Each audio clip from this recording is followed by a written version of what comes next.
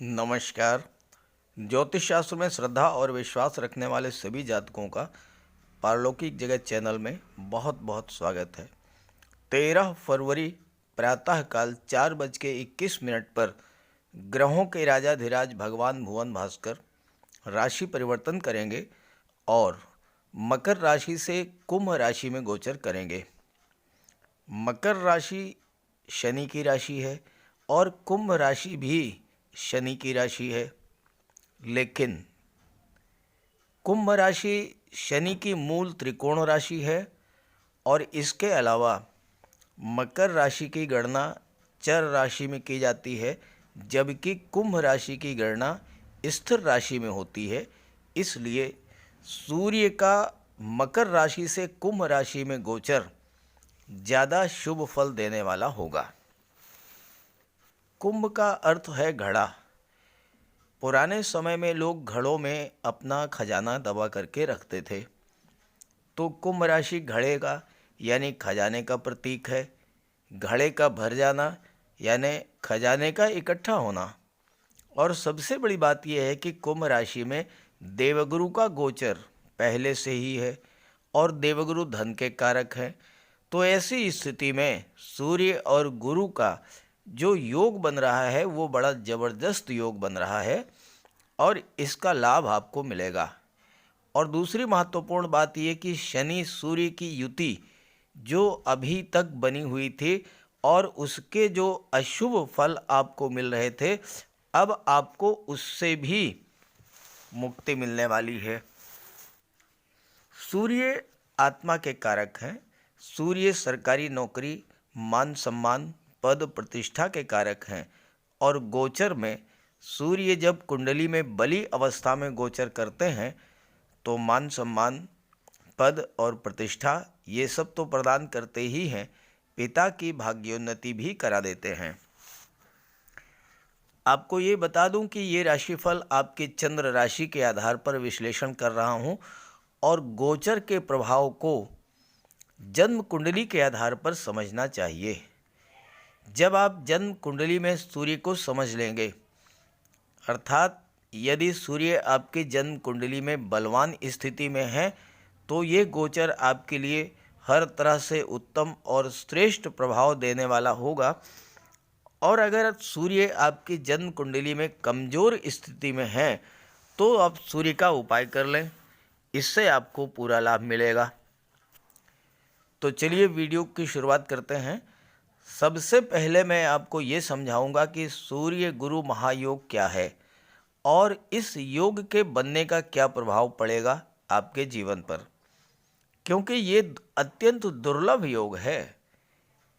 जन्म कुंडली में तो शायद ही किसी जातक की कुंडली में ये योग बनता है और जिस जातक की जन्म कुंडली में ये योग बनता है वो जातक विश्वविख्यात होता है, राजा के समान जीवन जीता है, दुनिया की हर सुख सुविधा के साधन उसको उपलब्ध होते हैं, मान सम्मान पद प्रतिष्ठा हर चीज़ उसे मिल जाती है।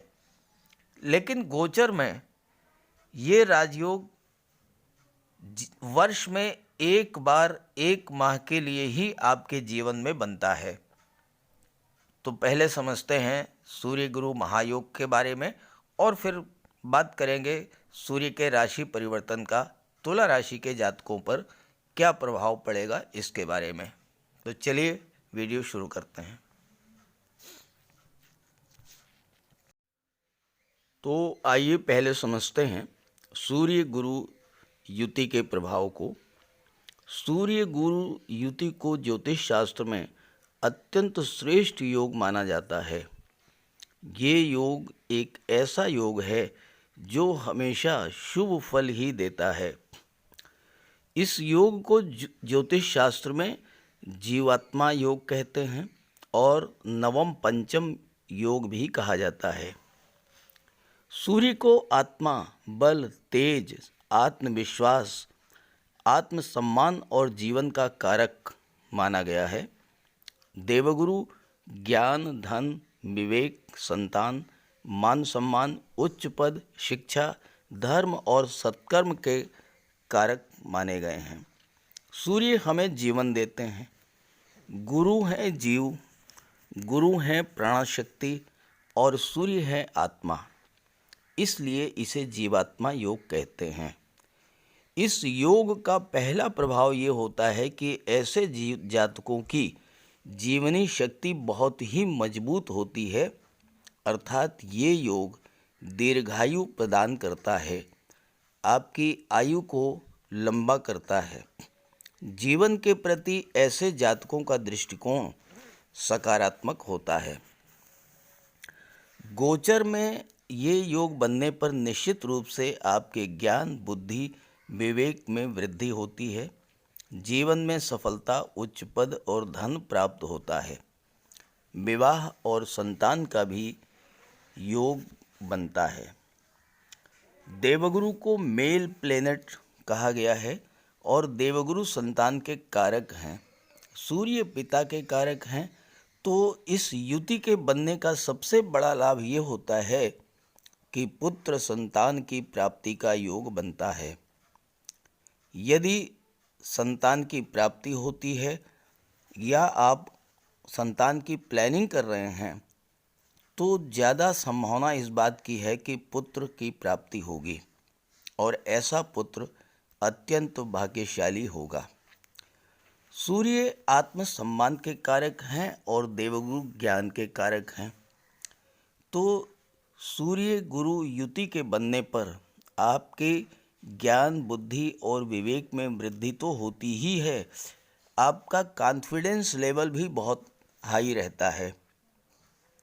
ऐसे जातक खुद पर तो विश्वास रखते ही हैं, इनके अंदर सकारात्मक ऊर्जा का सतत प्रवाह होता रहता है और ऐसे जातक जहाँ भी पहुँचते हैं उस स्थान को सकारात्मक ऊर्जा से भर देते हैं। क्योंकि सूर्य पिता के कारक हैं, तो जिस जातक के जन्म कुंडली में ये योग होता है उसके जन्म लेते ही उसके पिता की भी भाग्योन्नति हो जाती है। पिता का सोशल स्टेटस बढ़ जाता है, साथ ही ऐसे जातक खुद भी बहुत अधिक मान सम्मान और धन अर्जित करते हैं। ऐसे जातकों का राज्य स्तर पर भी सम्मान होता है, क्योंकि सूर्य शासन, प्रशासन, राजनीति और राज्य के कारक हैं। ऐसे जातकों का बौद्धिक स्तर भी बहुत उच्च स्तर का होता है, क्योंकि बुध का गोचर भी या तो सूर्य के साथ ही होता है या फिर सूर्य के आसपास ही होता है। इस युति को नवम पंचम योग भी कहते हैं, क्योंकि सूर्य पंचम भाव के स्वामी हैं, सिंह राशि के स्वामी हैं और देवगुरु नवम भाव धनु राशि भाग्य भाव के स्वामी हैं। पंचम भाव संतान और शिक्षा का भाव होता है। नवम भाव भाग्य स्थान और उच्च शिक्षा का भाव होता है। तो इस युति के बनने पर व्यक्ति का भाग्योदय तो होता ही है, उसकी संतान भी अत्यंत भाग्यशाली होती है।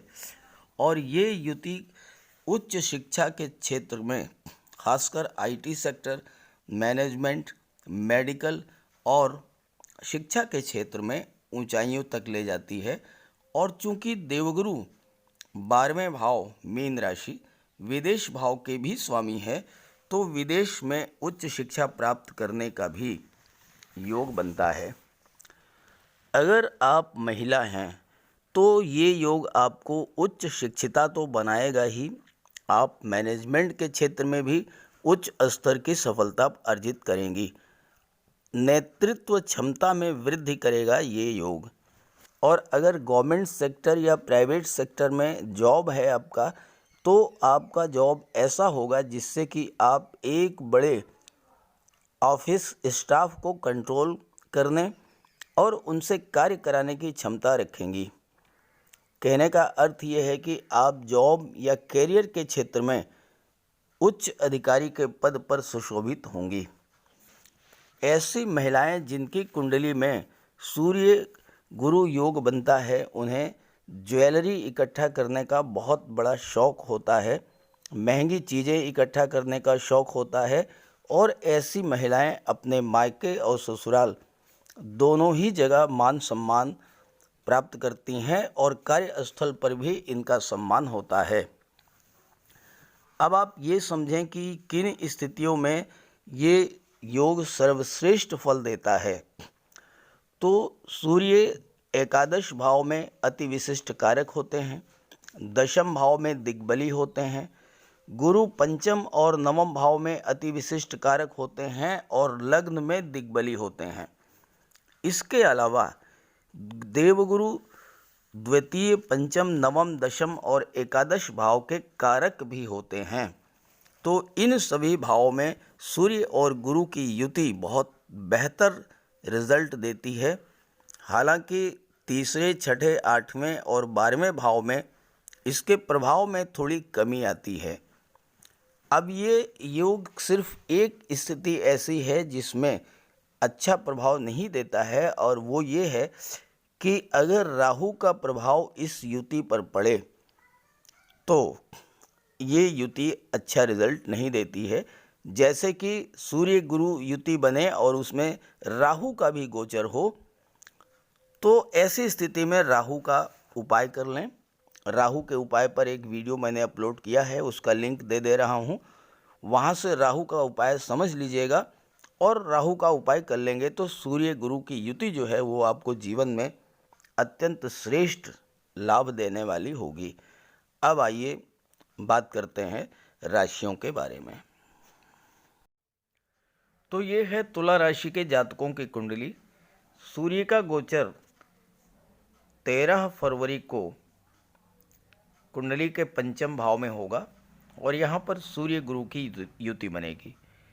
कुंडली के पंचम भाव में देवगुरु अति विशिष्ट कारक होते हैं और कुंडली के एकादश भाव में सूर्य अति विशिष्ट कारक होते हैं और सूर्य अति विशिष्ट कारक होने के साथ साथ एकादश भाव के स्वामी भी हैं। तो इस तरह से पंचम भाव और एकादश भाव दोनों के ही प्रभाव को सूर्य और गुरु बहुत अधिक बढ़ा देंगे। पंचम भाव से संतान, शिक्षा, लव, रोमांस और क्रिएटिविटी का विचार किया जाता है। पंचम भाव में सूर्य का गोचर संतान सुख में कमी लाता है, लेकिन यहाँ पर देवगुरु भी हैं, इसलिए संतान प्राप्ति में किसी तरह की कोई दिक्कत नहीं आएगी। और अगर इस युति बनने के दौरान संतान की प्राप्ति होती है या संतान की प्लानिंग इस 1 माह में की जाती है तो ऐसी संतान सूर्य के समान तेजस्वी, अत्यंत भाग्यशाली और विलक्षण प्रतिभा की धनी होगी। देवगुरु को मेल प्लेनेट माना जाता है और सूर्य पिता के कारक हैं, तो ऐसी स्थिति में इस योग के बनने पर पुत्र संतान होने के प्रबल योग बनते हैं। पंचम भाव शिक्षा का है। सूर्य आपको प्रखर बुद्धि प्रदान करेंगे और ऐसे जातकों को दिमागी कार्यों में कोई तुलना नहीं होती है। ऐसे जातक अतुलनीय तीव्र बुद्धि के स्वामी होते हैं। देवगुरु आपकी मेमोरी पावर को बूस्टअप कर देंगे। सूर्य आपको मार्केटिंग के क्षेत्र में, शेयर ट्रेडिंग के क्षेत्र में, व्यापार के क्षेत्र में और शिक्षा के क्षेत्र से प्रचुर मात्रा में धन का लाभ कराएंगे, क्योंकि सूर्य की दृष्टि एकादश भाव पर पड़ रही है। आपको सूर्य विद्या बुद्धि की शक्ति प्रदान करेंगे, संतान का सुख प्राप्त होगा। प्रतियोगी छात्रों के लिए ये गोचर सूर्य का अत्यंत श्रेष्ठ है।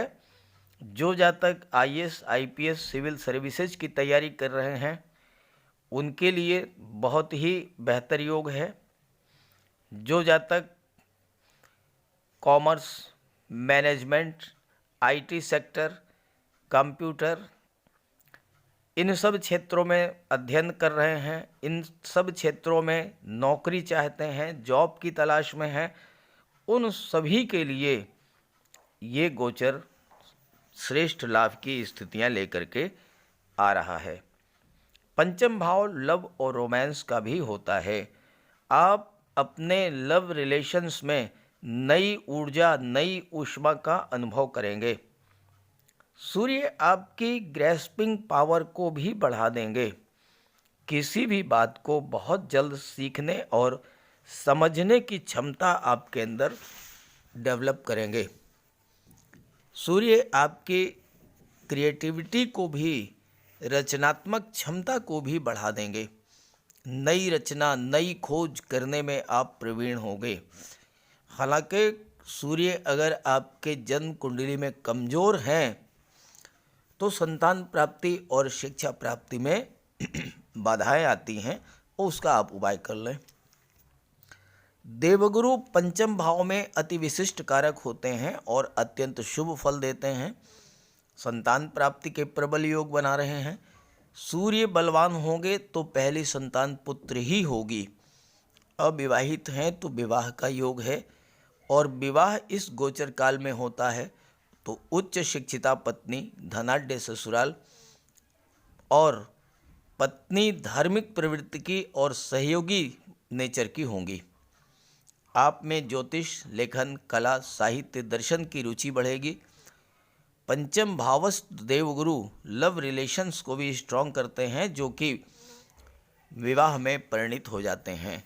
धन के मामलों में भी बहुत अच्छी सफलता प्राप्त होती है।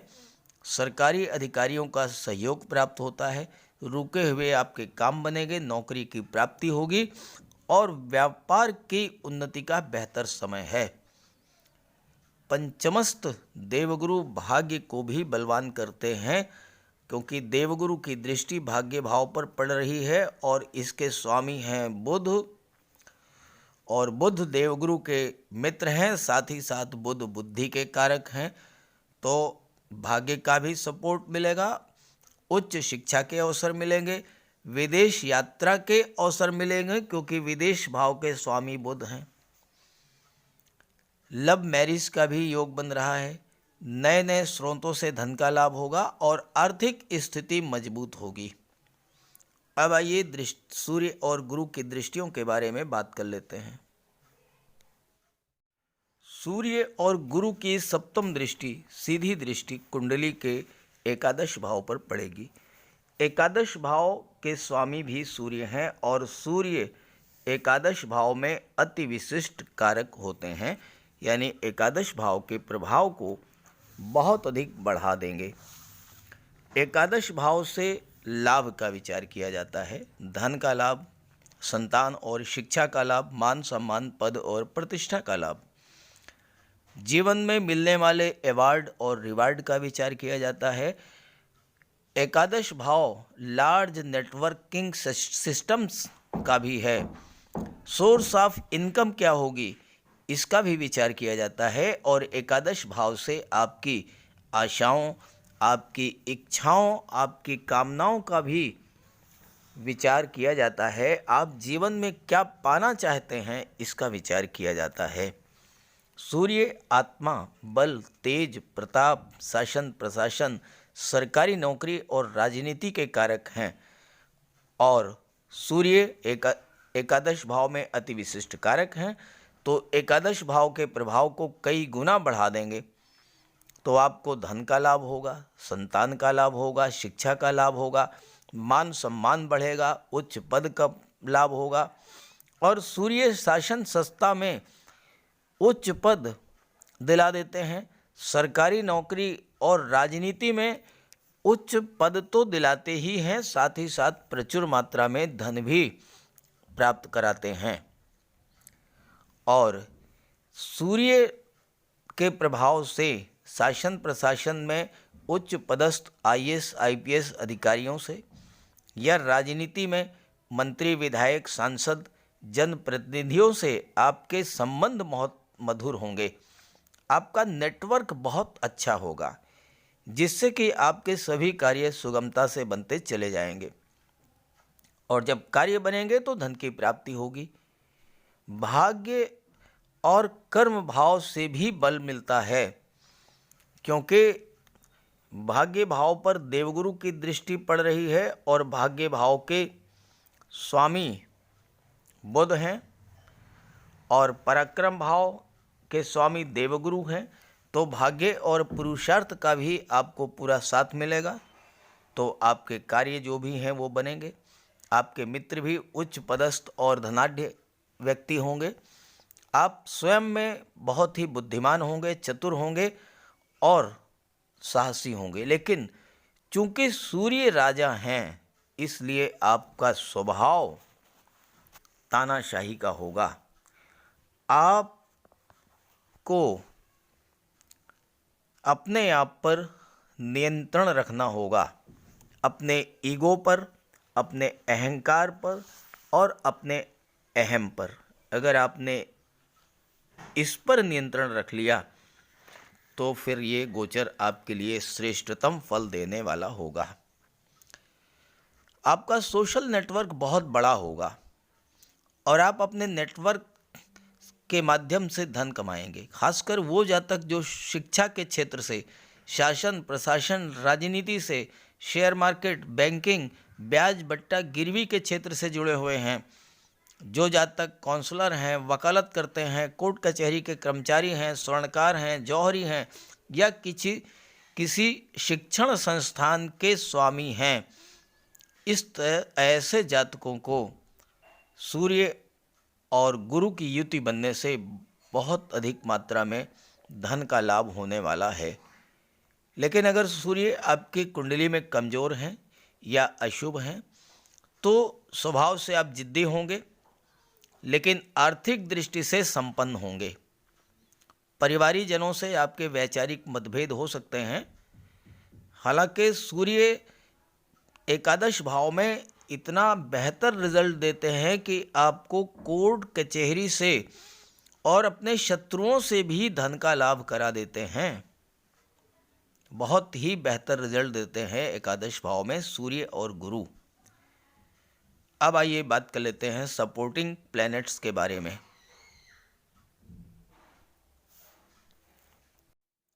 किसी भी कुंडली का विश्लेषण करते समय जब तक सपोर्टिंग प्लैनेट्स के बारे में बात न की जाए तब तक वो विश्लेषण अधूरा रहता है। अब आप यहाँ देखिए कि कुंडली के सुख भाव में शनि और बुध का गोचर है। शनि स्वराशि में है, केंद्र के भाव में है, शश महापुरुष राजयोग का निर्माण कर रहे हैं, जो कि बहुत ही श्रेष्ठ राजयोग हुए। इस राजयोग के बनने से जीवन के हर क्षेत्र में आपको सफलता मिलती है। और शनि चूँकि रियल इस्टेट प्रॉपर्टी डीलिंग के कारक हैं, वाहन के कारक हैं, ज़मीन के कारक हैं और कंस्ट्रक्शन के कारक हैं, तो आपको इन सब क्षेत्रों से लाभ होगा। साथ ही साथ शनि आपको भूमि, भवन, जायदाद, प्रॉपर्टी और वाहन की प्राप्ति करा देंगे। यहाँ पर बुध भी हैं और बुध के कारण आपकी बुद्धिमत्ता, बुद्धि बढ़ेगी, ज्ञान बढ़ेगा, जिसका प्रभाव ये होगा कि अगर आपके परिवार में, आपके कुटुंब में किसी तरह का कोई तनाव या वैमनस्य की स्थिति है भी तो बुध उसे समाप्त कर देंगे। आप अपने बुद्धि बल से बैठ करके उसको सॉल्व कर लेंगे। जहाँ तक शुक्र की बात है, शुक्र आपके पराक्रम भाव में गोचर करेंगे 27 फरवरी तक और उसके बाद शुक्र भी चतुर्थ भाव सुख के भाव में गोचर कर जाएंगे। तो बहुत बेहतर स्थितियां बनेंगी 27 फरवरी से 31 मार्च तक, क्योंकि शुक्र अपने आप में बहुत ही नैसर्गिक रूप से शुभ ग्रह हैं और साथ ही साथ धन, वैभव, ऐश्वर्य और सुखों के कारक हैं। तो शुक्र आपको हर तरह का सुख प्रदान करेंगे। शुक्र, शनि और बुध तीनों ही ग्रह आपस में परस्पर बहुत गहरे मित्र हैं और शुक्र आपके लग्न के स्वामी हैं, तो आपका व्यक्तित्व अत्यंत आकर्षक होगा, वाणी अत्यंत मधुर होगी और व्यवहार अत्यंत मिलनसार होगा। तो ये सारी चीज़ें जब आपके साथ होंगी तो निश्चित रूप से जीवन में आप सफलता अर्जित करेंगे।